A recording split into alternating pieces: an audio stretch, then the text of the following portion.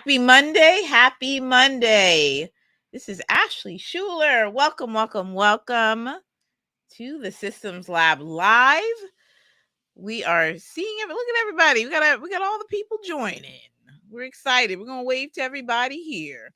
Wonderful to see everyone here kicking off month 3 of Q1 of 2023.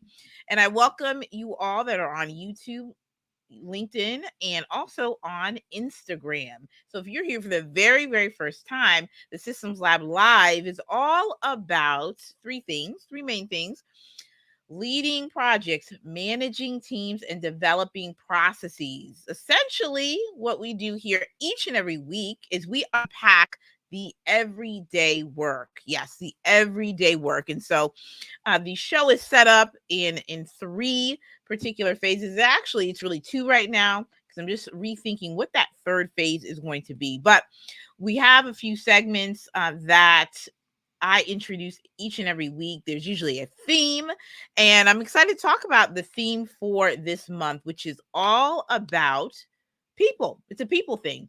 So we are in this particular, I guess you would say it is it's a 3-part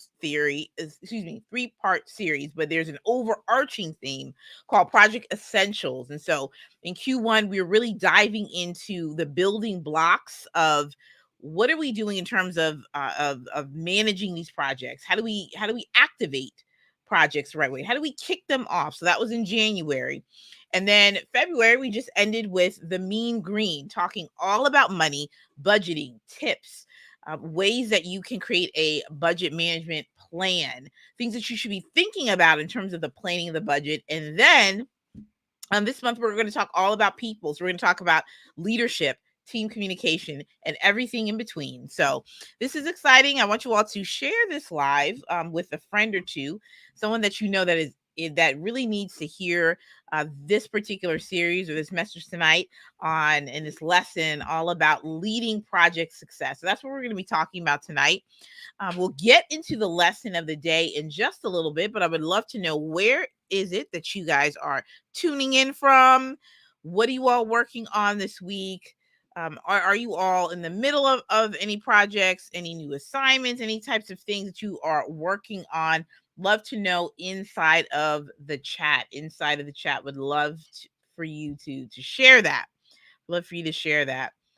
One of the things, I'm going to bring this up in just a minute. Actually, I'm just going to bring the slide deck. The slide deck is powered by Miro, one of our favorite collaboration tools. I actually, in a Loom video, shared with somebody. Actually, you have to send a Loom video for them to know what I'm talking about. But it was a great question that was being asked. And the question that was being asked is that I have multiple stakeholders, and looking for a way to capture the right information so that people can walk away with a plan of action. And so, is there some sort of format, a template that can be that's created, that is, that's out there, that we've seen. And so, I had a lot of questions about really the circumstances surrounding such meeting, but I definitely had I had a tool come to mind, and it was Miro. And so a lot of what, in terms of, if you all have been watching for a long time, or just tuning in for the past couple of weeks, maybe you're new, but you will be seeing a lot of technology in this type of programming, where I'm really introducing a few tools along the way, along this journey, where you can really be able to leverage your processes and really begin to think more critically and strategically about the work that you're doing. And so I found some really great success leaning in, empowering into Miro since last August. And so it has done wonders, really, for the presentation aspect, to strategy, to really utilizing this tool with clients. And so, yeah, absolutely. You definitely want to sign up for this tool, or any type of flow charting, whiteboarding tool. So the first one is Miro recommended. Secondly will be Whimsical. Can't ever forget about Whimsical. That's my favorite. I have a lot of boards in Whimsical, which is why I have not left yet. I have a lot of really cool boards and workflows and things. And so that's what I primarily use it for. Shout out to the, oh, you guys can't see it. It's the done in a day mug. Here we go. Boom. Done in a day mug. Compliments of the Jordan Gill. So, of System Saving, by the way. So, once again, how are you all doing? What's happening? What are you working on? What's giving you pause? Who are you working with? And speaking of the who are you working with, this theme, it's a people thing, is instrumental. I wrote a couple posts about this on Instagram. I'm actually gonna go to the Instagram so I can make sure I have the right ones in mind. But I'm gonna go to my own page so I can just reference it. But the reason why I wanted to talk about it's a people thing and talk about leadership and leading teams is that project management is a tactical sport. It's a hands-on sport. And I really want to get past titles and functions of like, all right, a PM is this, or like a prescribed way of thinking. Okay, a prescribed way of thinking. What I really want to start to articulate and really start to ensure that we understand is that the tools and okay, the process, people, of how we get the work done from start to finish, right, is just as important as the end result, the launches, and all the things, right?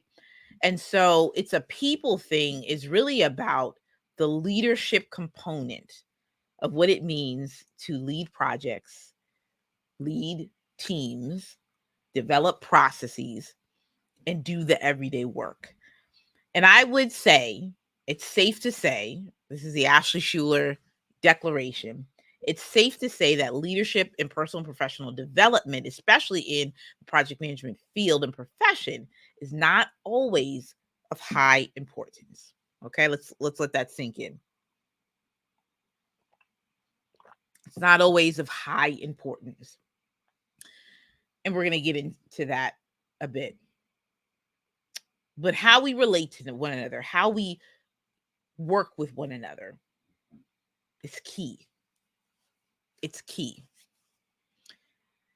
And I'd venture to say that depending upon a project that you've worked on, you could probably resonate that a person, a circumstance involving another individual has made, or I guess make or break, or has made, wait a minute, that's not the right terminology. What I'm trying to say is that I guarantee that a particular project, an assignment, a task, whatever it is that you are working on, or that you've worked on, whether it's past or present, you have felt that it could go off the deep end because of a person. Am I right? I know this. I know this. I know this.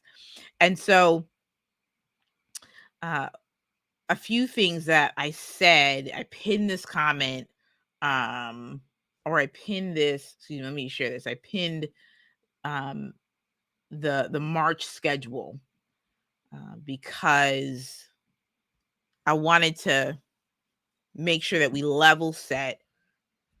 It's a people thing and what it's about. Okay. We're focusing on people first, project management. People first.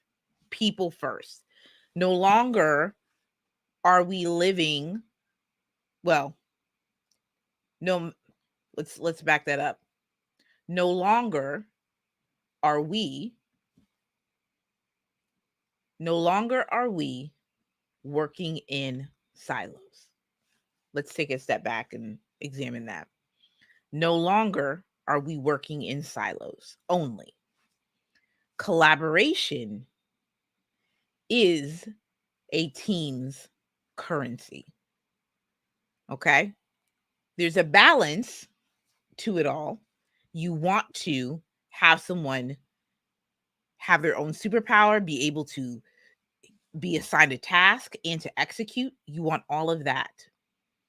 But one of the things that has come to mind in terms of how teams work together is it's called The Age of Agile. I just wanted to pop over and look at this book. It's called The Age of Agile by Stephen Denning. And they talk about the law of the small team. And so in my particular studies on agile, on product, things have been very coming crystal clear, right? Things have been coming really crystal clear. And I believe the brand new wave of how to work is not going to be hiring for function. This may be different in some businesses depending on the model, but I believe that teams are going to start to, and businesses are going to have to start to make, and CEOs are going to start to have to make critical decisions on the makeup of the team and how you're going to have to start to put together people in a more agile fashion. What does that mean exactly, Ashley? I love that you said that. I love that you communicated that to me.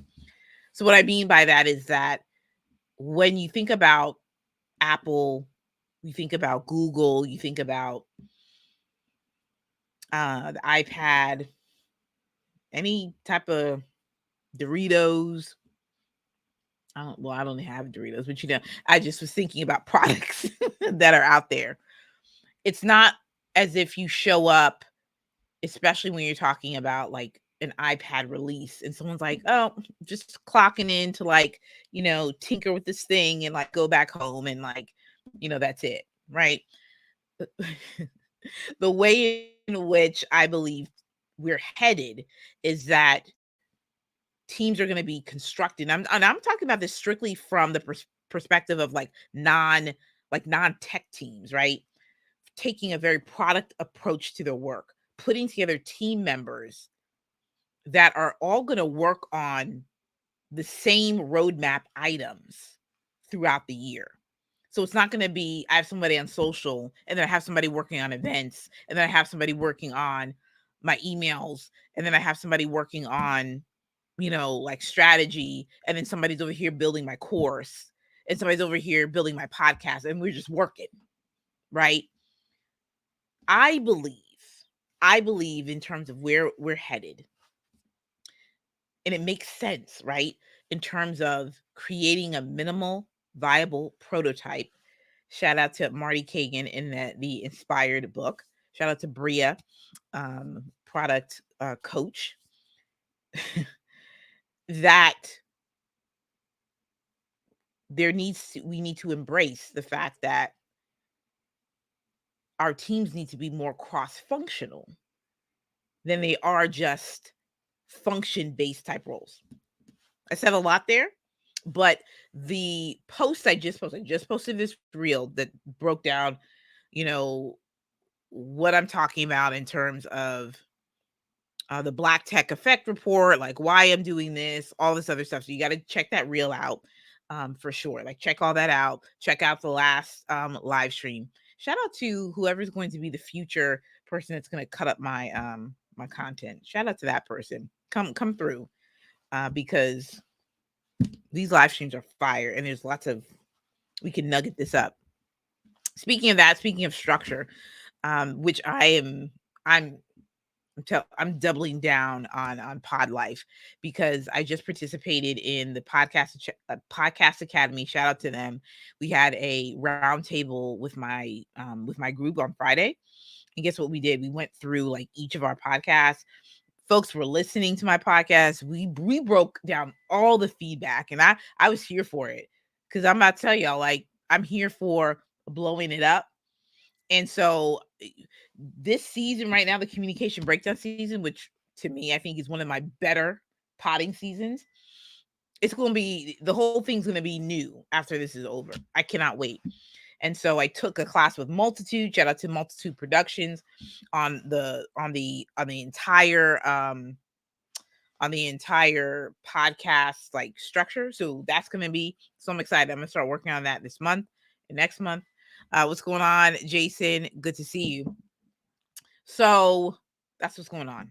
That's what's going on. So we got to get to it because we got lots to talk about and discuss tonight. We got to get into the Black Tech Effect report. We also have to get into.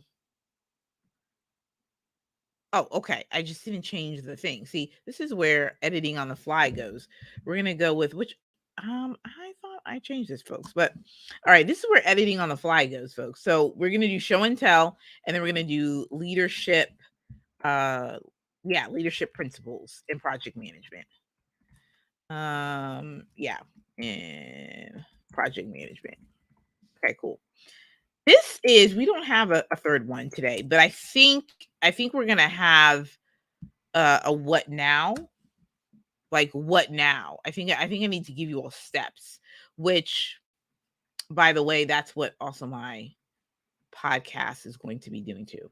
So I like a good editing on the fly, people. Okay. What else we got going on? Okay. Wanted to talk a bit about closeout project closeout. So monday.com had a really good article that I came across called Project Closeout Survival Guide Terms, Tips, and FAQs. We will probably have a miscellaneous month, or maybe we won't. Maybe we'll have a whole month dedicated to closing out projects over the summer. We'll have to look at the roadmap, see what we do. But now is the time that I believe you all are almost or preparing to close out projects, depending on your business and your model and that type of thing.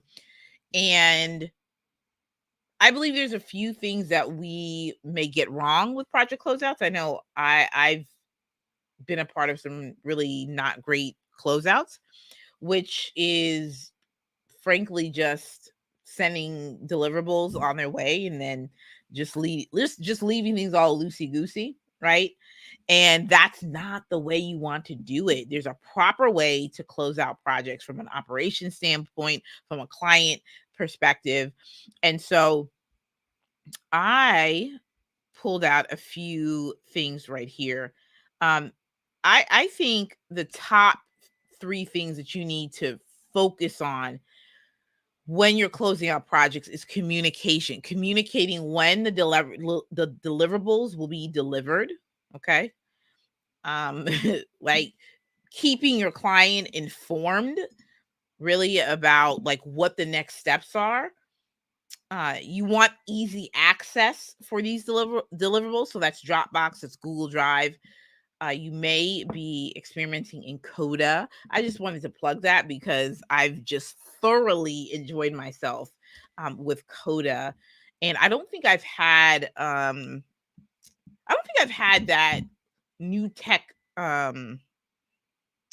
It's not shiny object syndrome, but excitement about a potential for a tool in a while. And yeah, so I've been on Twitter and it's just been like a few weeks, to be quite honest. It's probably been, yeah, it's only been like maybe 3 weeks max, but I'm loving Coda and what I'm building in it. And I'm absolutely going to show you all things I'm going to build, and I'm going to figure out what it means to be a doc maker. All the things, people. But I think this is a perfect opportunity to create I might do that, create a project closeout guide. See, these are things that I just thoroughly enjoy. These guides. I'm really on this thing of like, where do you go to house the information, capture and house the information? And I've been very impressed by Coda. I've been very impressed by it. I just got to figure out all the formula stuff, which I know I'm like mixing things up in this project closeout factories, but we'll get back into it, which I may. Shout out to Scott, the Coda guy.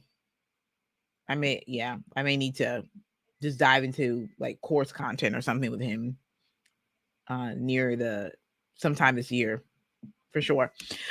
Excuse me. So let's talk, y'all.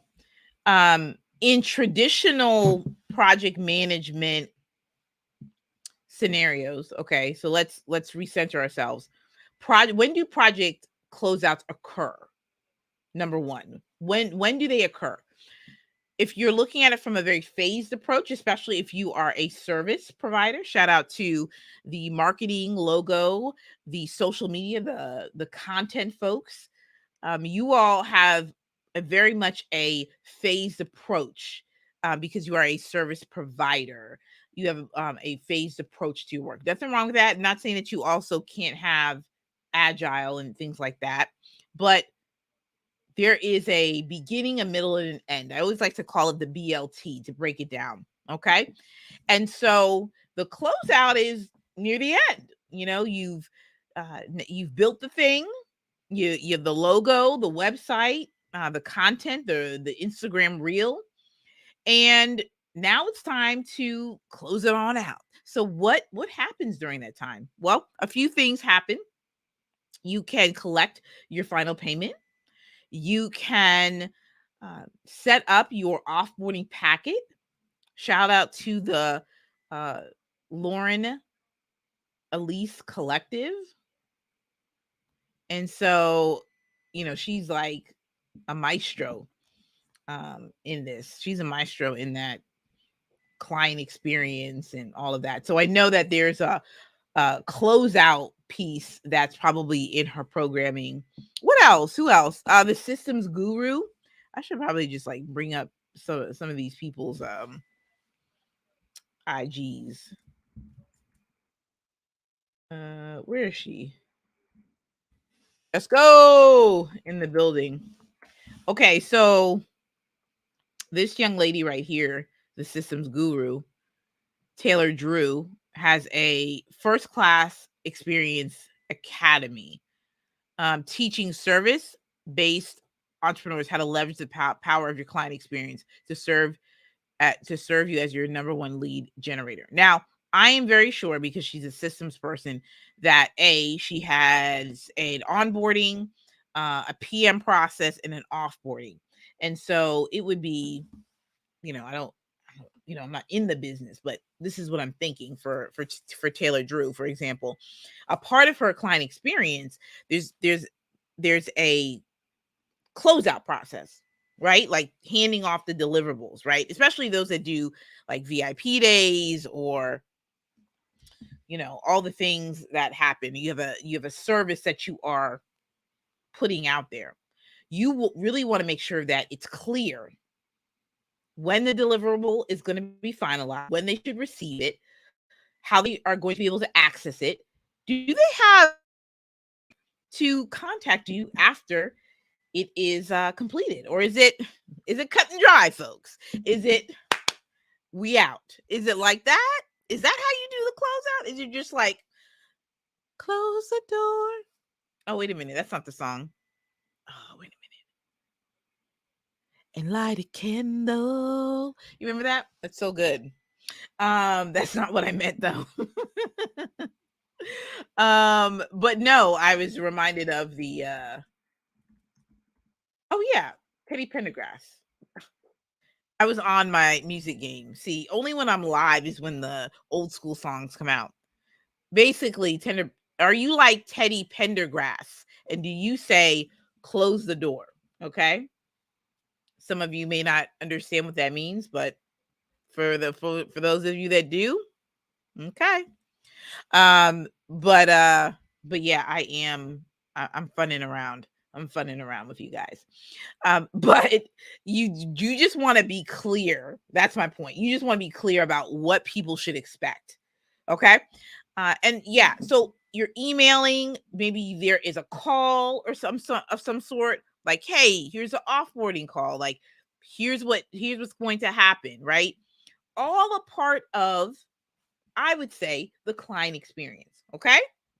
And so I'm sure that folks like, Taylor Drew, and others that, really have a really great client experience, you know, really focus in and hone in on this part. I'm sure that's probably like one of the elements that they do. I'm actually looking at well, I'm just looking at Taylor's program right now. Just make sure she doesn't have anything that's on there that I would build out your CRM, map out your signature client experience that sets you apart from the competition. This seems like this is like fantastic. Shout out to her. But anyway, long story short story long, how you close out a project is instrumental to your client experience. Huh? I think so. Okay, great. Um, that is that's Monday. You know what? I just thought of this, folks. See, this is why building on the fly is really cool. Because I need a way that I can be able to send out some articles about what I referenced for these. I got to work on that. Do people want a community for this? Do people want a community for Systems Lab? I don't know. Definitely put a comment or send me a message. Wouldn't that be interesting? I think it would be. Dun, dun, dun. Okay, so I'm very excited. We're gonna get to the Black Tech Effect report. Let me open this up because I have a. Now, how do I? Okay, hold on one second, everybody. Oh, oh no, I can just open it up. Do I have it in Reader? Let's see if we have it in Reader. Y'all got to get into this read-wise, folks. But quick recap of the Black Tech Effect report, powered by the Plug, TP Insights, and the OmniDIR network. We went through this last week, and I'm going to see if this report is inside here or if it's not. It may not be. I don't think it is. I think this is something else. Okay. Yeah. No, this is something else. But I'm okay with that because, I think what I'll do is I'm going to upload a file, and I'm actually going to put it in Reader and highlight it as I go. I want y'all to see this. This is I am down with the Reader movement. I'm down with the Reader movement. Look who it is, Miss Christina. So wonderful to see ya. Always a pleasure to see you. Oh, the plug. Here we go. Here we go.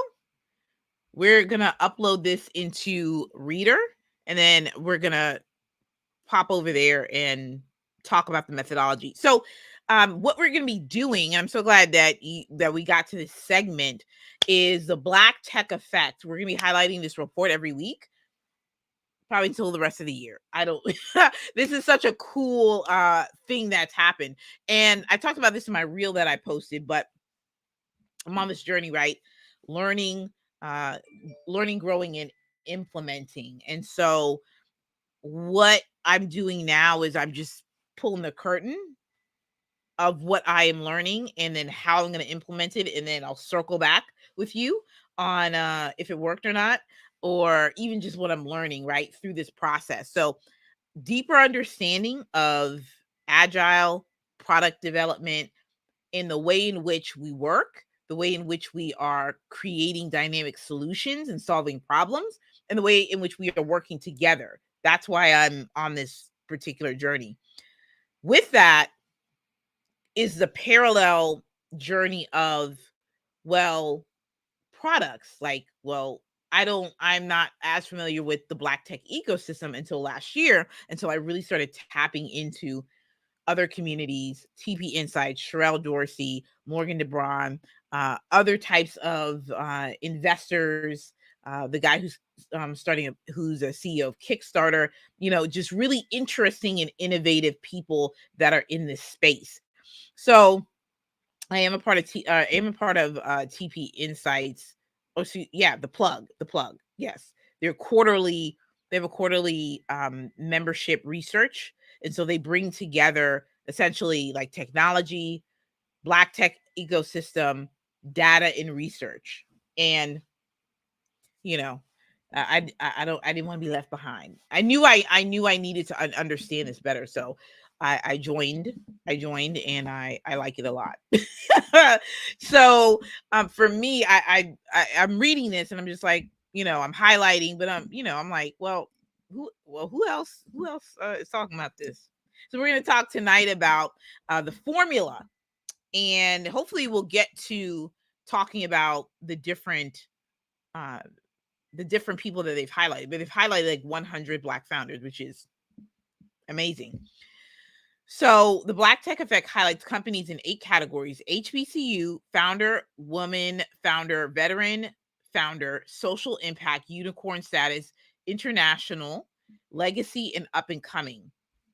And let me see if it's loaded up. Uploaded successful. Fantastic. Let's share this tab right here.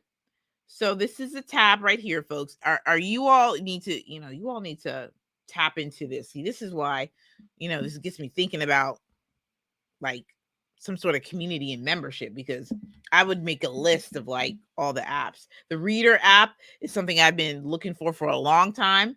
I use the command browser to highlight all the things that I'm reading and make the notes. But now we're on Reader. So shout out to readwise.io.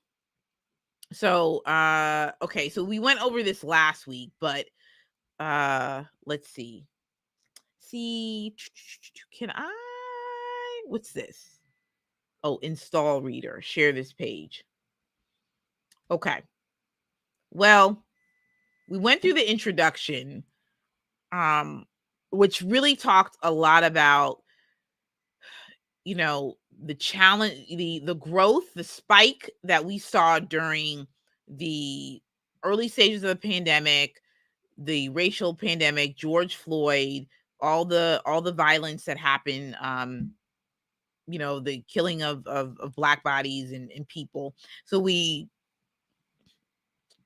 saw how there was a rush to donate a whole lot of money, raise a lot of money, make pledges.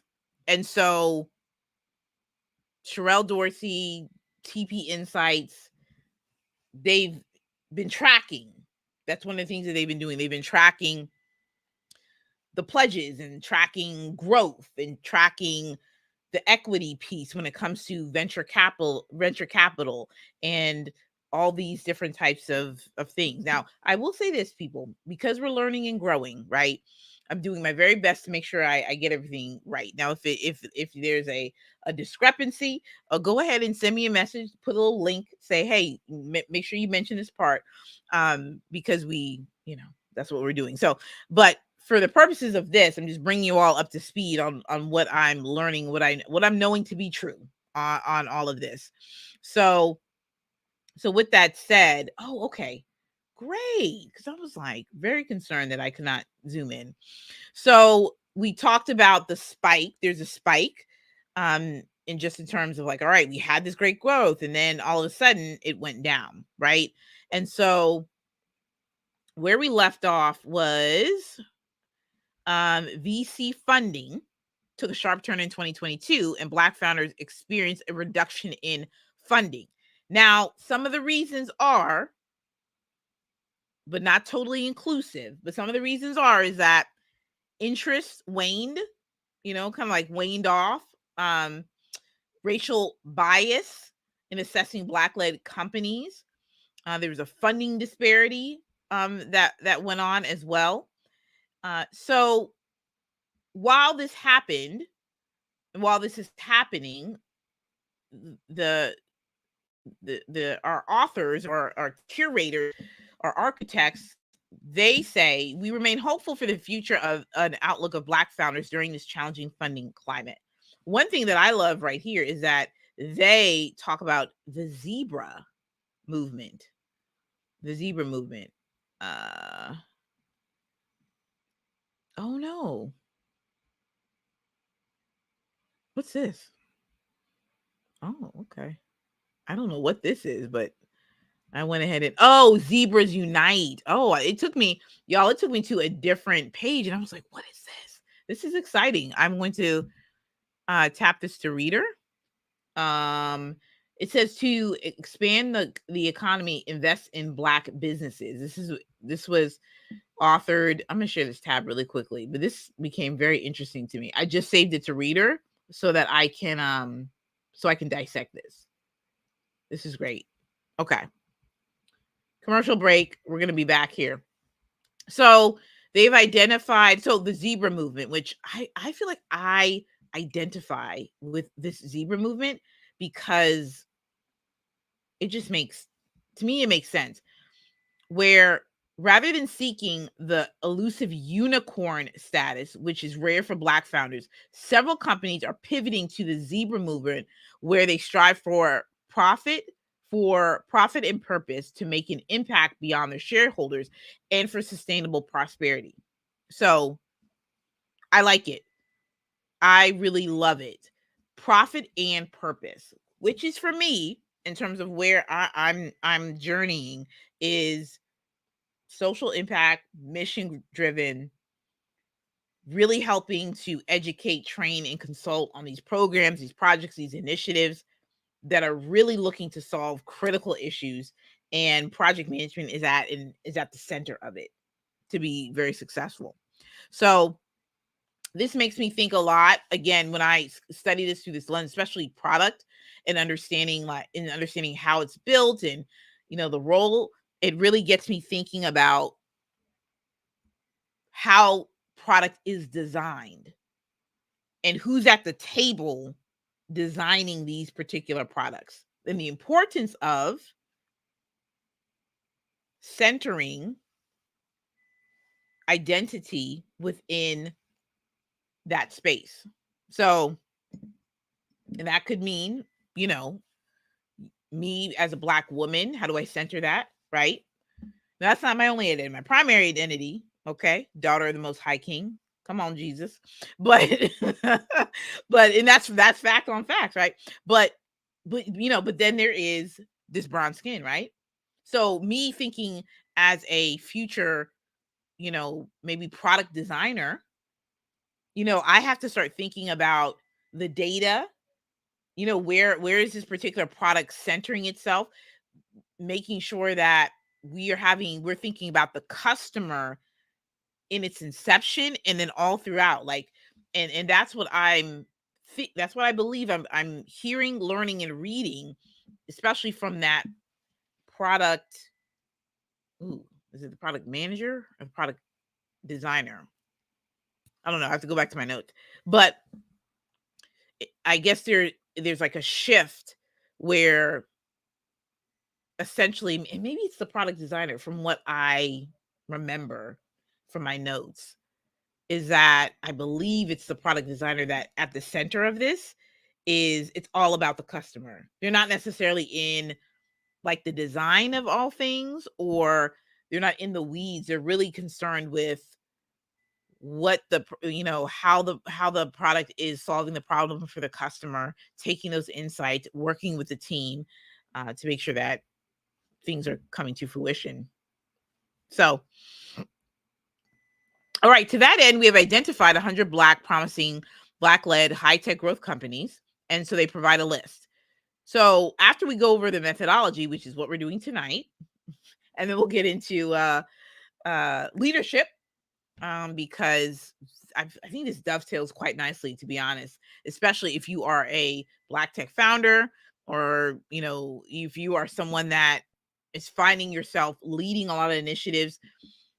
You got to have courage, you got to have strength, you got to have leadership skills, and that's something to double down. That's something to really double down right now. There's a lot of products, there's a lot of services, there's a lot of things that are needed. And so outside of that, in coupled with the CEO and visionary, the product leader, the project manager, and yes, those are two very distinctive roles. I'm very much clear on that. But those are there that are in project leader roles, or project related leadership role, project related roles. You are a leader first and foremost. But we're going to be talking about that in a minute. But the formula, I just want to kind of get into like how this whole thing was put together. So they began research. I'm just gonna look to see if y'all can see this. I think you guys can see this. Okay. Tell me in the comments too if this is like, it's not working. Okay. It says we began our research process by first building a formula to identify the companies using data from insights publicly available resources, including Crunchbase, PitchBook, LinkedIn, and company websites. So I'm highlighting this. Second, we compiled information from Black founded tech companies that are still in operation as of December 2021. To be considered Black founded, companies must have had at least one founder who identifies as Black or is of African descent. We were able to collect complete information for over 500 Black founded tech companies. Okay. I love it. So y'all, are y'all following this? Okay. I hope y'all following this. Okay, cool. I'm gonna go back and let me break this down even. So this is how they built okay. They began identifying companies, data insights. Okay, cool. Crunchbase, PitchBook, LinkedIn, all the things. Love it. Second, we compiled information from Black tech companies in operation as of December 2021. So a lot of research, whatever was made available online, they began to just pull information. To be considered Black founded, companies must have at least one founder who identifies as Black or is African descent. Love it. It is our goal to spotlight less known companies, particularly those making positive social impact in the world. Oh, I love it. This is just the best. This required us to acknowledge how quantitative metrics, such as the number of monthly visitors, users favors consuming facing companies and overpowers other significant metrics. So this is also what I love too about what TP Insights does and challenges me, the data, right? Looking at the data, And so it is my hope this year that I just look a little bit more critically. And, I'm a member, so I just need to kind of buckle down in that area, that I just really start to buckle down in that area to just gain more, just more insight. You know what I mean? Okay. Um, we defined, so they prioritize companies. We define social impact as addressing sustainability and climate changes or creating products, services, networks, and systems to counteract disparities in the Black community. Dope. We eliminate companies that have experienced exits or unforeseen structural changes within the last year. Let's see. Okay, so this is where the metric stuff comes in, y'all. To generate our list, we assign weights to 3 metrics for our analysis: social impact, 60%, valuation and funding, 25%, and years in operation, 15. 16 and 25 is 85. Oh, come through math. And operation, years in operation, 15%. We divided the total amount of valuation and funding that was reported by December 31st, 2021 by 10 million to standardize the magnitude. This is like heavy stuff. Now, I don't know, because I don't know much about metrics or things like that. I wonder why it was weighted this way. So I'm actually going to highlight this, and I'm actually going to make a comment. So for later, because they may break that down someplace. How do you know when or what percentage to give each metric area? Like, yeah, how did you know? Like, yeah, like 60%. But you know what? And I'm gonna make sure, because they have the website too. Social impact. I'm just gonna put like etc. Like, how did you know? Yeah, how did you know? They just assigned it, but it may be we used binary coding to identify companies to make. Finally, we calculated the number of years in operation. We inputted those weights in this formula. Our calculation generated a score to rank the list of companies, the top 100 companies between 1.13 and 24.83. with an average of 4.35. We presented the full list of companies in alphabetical order. Okay. This is like pretty deep, and I'm not math heavy. This is pretty deep, but I like it. So look at this, y'all. This is the verticals that they measured this by. Look at this. 15. Oh, wait a minute. 1.13 and 24 point. Okay, 83. Nearly half of our 100 Black tech companies are comprised: fintech, clean tech, AI, machine learning, technology, media, and communications. Oh, the verticals with the highest average funding valuation include mobility, tech, esports, and augmented reality, 783 million. The lowest, audio tech, big data, and civic tech, 9.14. Overall, our 100 companies average over 90.5 million total equity. In terms of operation of our 100 companies, 4 is the median number of companies founded per year. Ooh. Okay. Okay, hold on. Thank you. Okay, over 50% of companies were founded between 2013 and 2016. Aha. Agricultural tech sector experienced gains in 2015. That's interesting. I don't know. Yeah, we can go back to this because I don't know if number of companies founded each year. So ag tech was 1, AI 2009, ed tech in 3 in 2013. This is pretty cool. 2014 was 14. The median is 4. So this is what they were saying. 4 is the median number of companies founded per year. This is good stuff, y'all.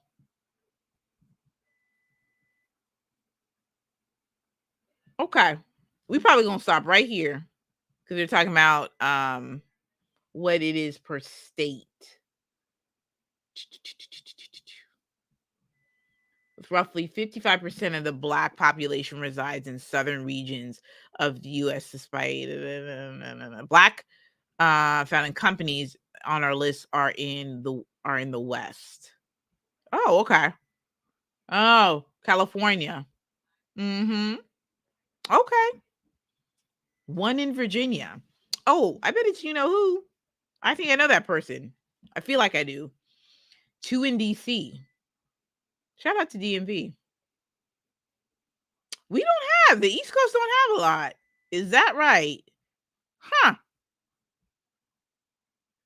We've identified companies under the following: HBC founder. Look at all this. Unicorn status. Up and coming. So the biggest ones were women founder and social impact.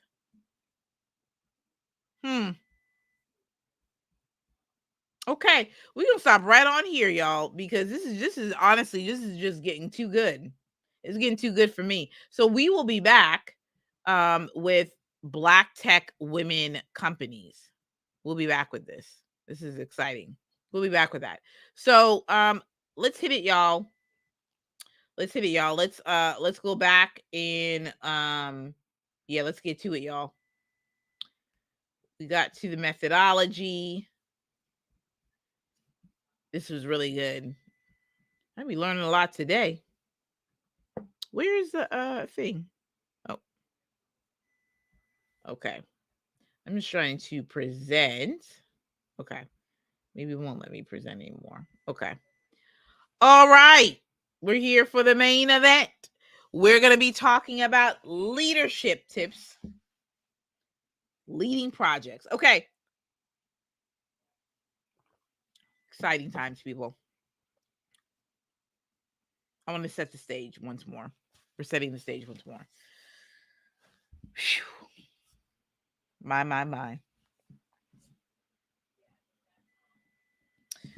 Here's what I want y'all to glean from this, right? Is that no longer are we looking at viewing project managers by title or by function only. Okay?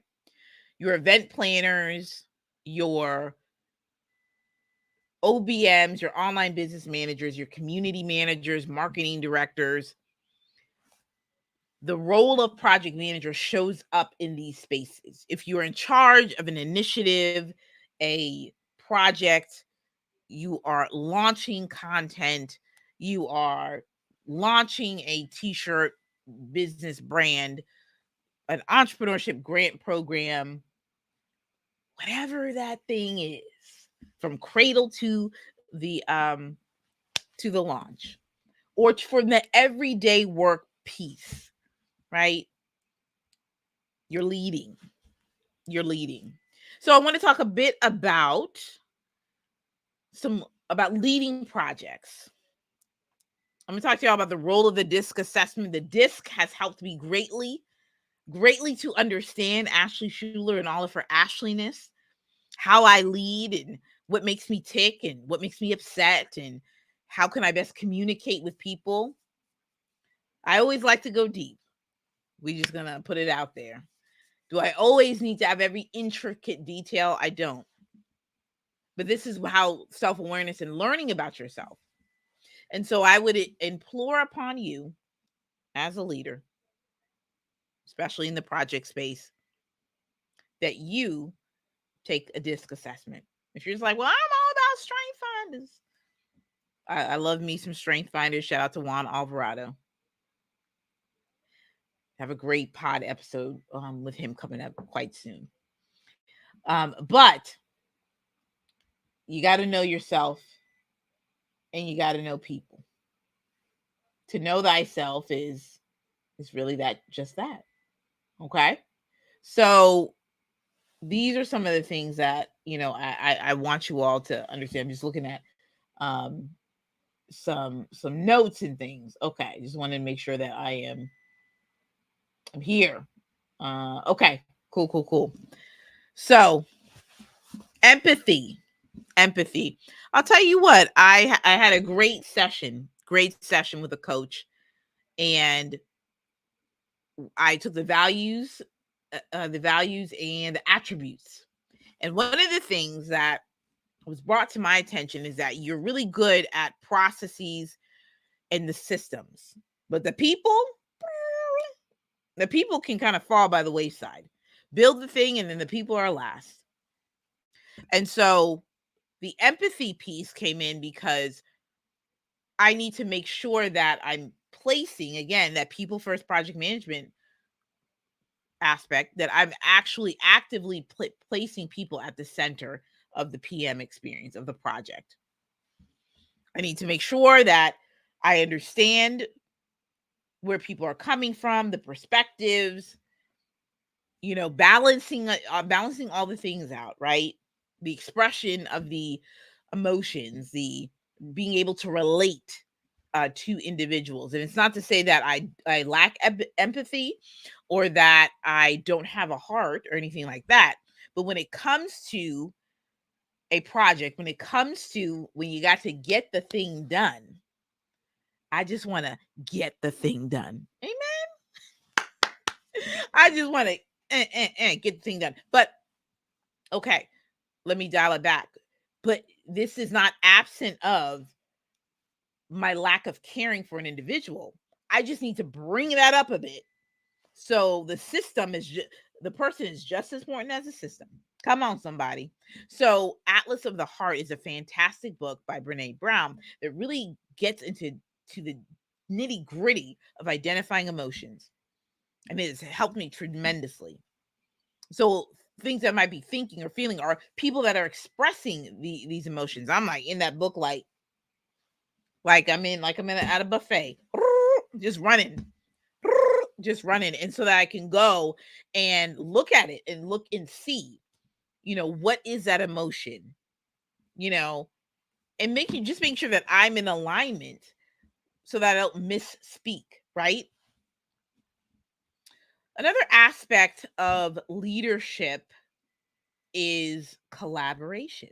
So let me dial that back. For the first two, I just want to make sure we're clear. This is all about emotional intelligence, your EQ.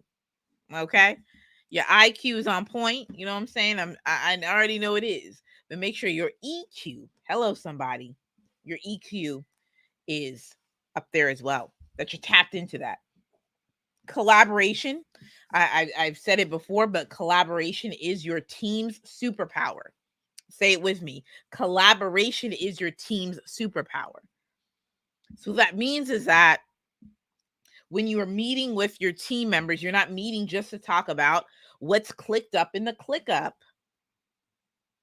What comment did you make in the ClickUp? I'm here for it. I'm all about team ClickUp. Come on, somebody. 3.0 in the building. Blah blah. Okay?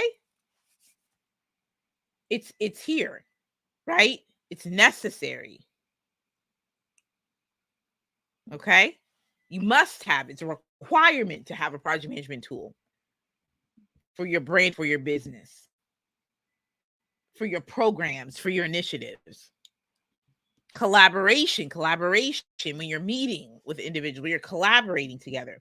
You need to be inside of either some sort of tool. You need to be on either in person co-working or online strategy.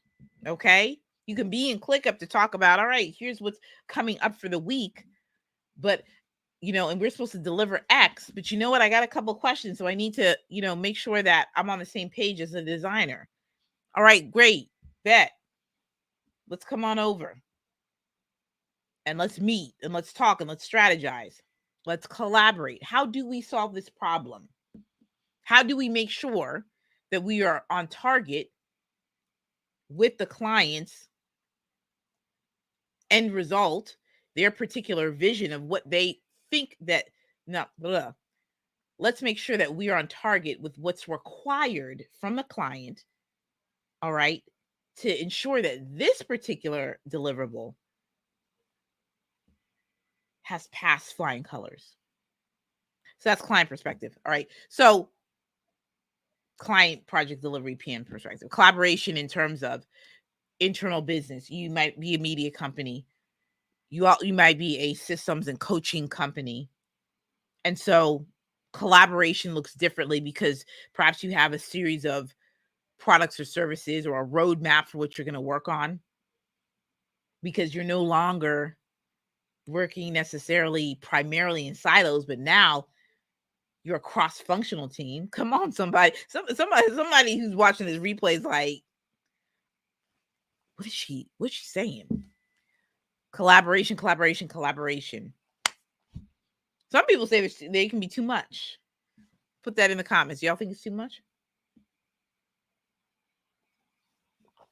Y'all think it is too much to have too much collaboration? It's a balance.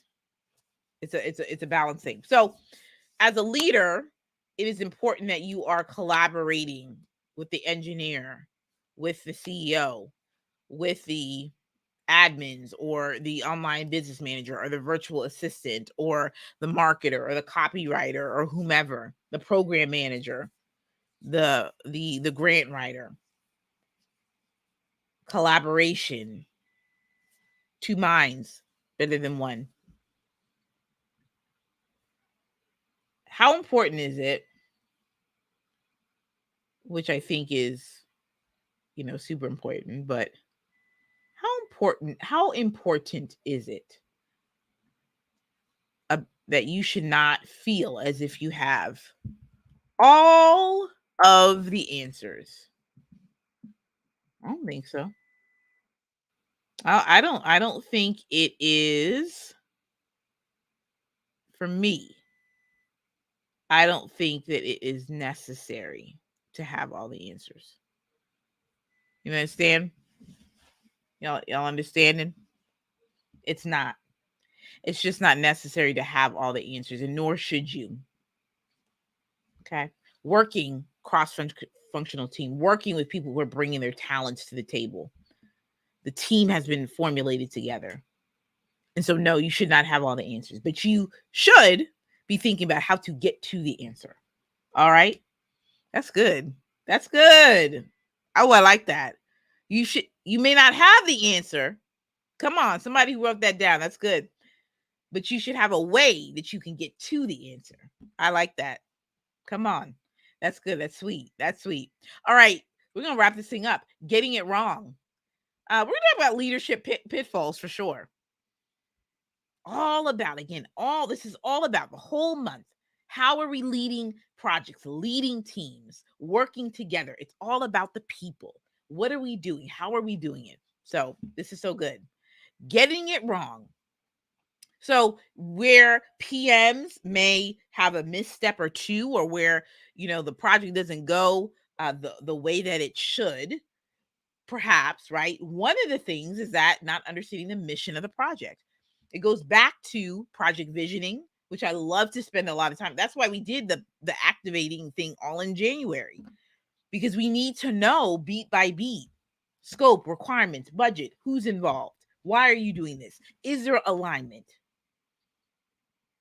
who does this project serve, why is this project happening, and what problem does it solve?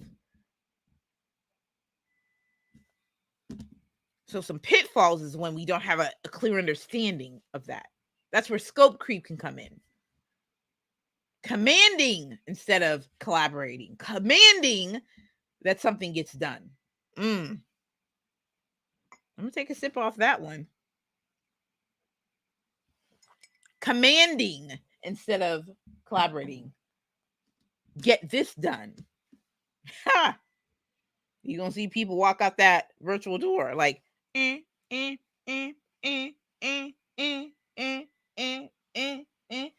don't know if they're walking like that, but you know what I mean? And they like disappear. Not being transparent. Let the people know. Let them know. Let them know. Not being transparent about what's happening with a particular project, meaning if there's a risk, the money's funny, ticket sales are slow, somebody done messed up. It's good to just have a level of transparency. Dude, does everybody, and depending on how, teams are set up, because I know what I said before about that cross-functional team in a non-tech environment. I know that that's not the norm right now, but you may be in a team where it is need to know and you don't know. You don't know. But listen, the PM should know everything. They should be transparent as much as they can. Really, really, you should be transparent. And outside of just, if it's super personal or something, then that's it. Or if there's an agreement to not talk about certain things or what have you, then I guess that's fine. But just being transparent about what's happening with the project, how is it going to get done? What are the stumbling blocks, X, Y, and Z? Trying to do everything yourself. I'll just do it my own self. I'll just do it my own self. That's what you said. And then you got upset. And then you got mad. And then you got angry. And then you said, who am I? Okay. And what have I become? I become a hoarder of all the tasks. Okay. And they have not called me to be on that show. You know what I'm saying? So you can't do everything by yourself. You just can't. It's just not a thing. Seeks to be on top. You want to be on top? I think that's the I think that was the Tyra Banks thing. You want to be on top? Seeks to be on top. See, this is where we have to especially if you're leading a project, you gotta leave that ego out the door. You got to leave that what was it? What was it? I bust the windows out your car. What and then you can remix it with you better leave that ego out the car or something like that. Whatever the remix will be. But you get what I'm saying. You gotta leave it. I gotta leave the ego at the door. And that's what you gotta do. Okay, you can't. This is not the Creed. Okay, shout out to me watching Creed 1 and 2 and not 3 yet because I need to decide if I wanted to go to 3. Let's be quite honest with ourselves. It's been a lot of years. Okay. So seeks to be on top. This is not you Donnie and you trying to and it's Drago, you know what I'm saying? And you just trying to I just gotta, Drago, and you trying to really prove yourself. This is not the time. Ain't no egos up in this piece. Okay. You just can't do it. You just can't do it. So don't have no ego. Leadership pitfalls. You just can't do it. All right, y'all. Like I said, next week, I hope to have like a takeaway, but I'll just deliver the takeaway. First of all, let me just deliver the takeaway. The takeaway from this is that number 1, be self-aware. Number 2, be willing to learn and to grow. Collaborate with your team members. One of the things we did not talk about, but I've talked about this before, you must have one single source of truth, especially when you're going to be leading, so that you can be able to know what's fact and what's not in terms of the work and the progress of what needs to get done. Don't be all about self. Don't be afraid to be wrong. Be vulnerable. Be transparent. Remember that your idea is not your idea. Okay? It's going to be we, even though it came from a you. Okay? But don't own an idea so much that you don't know how to collaborate with other folks.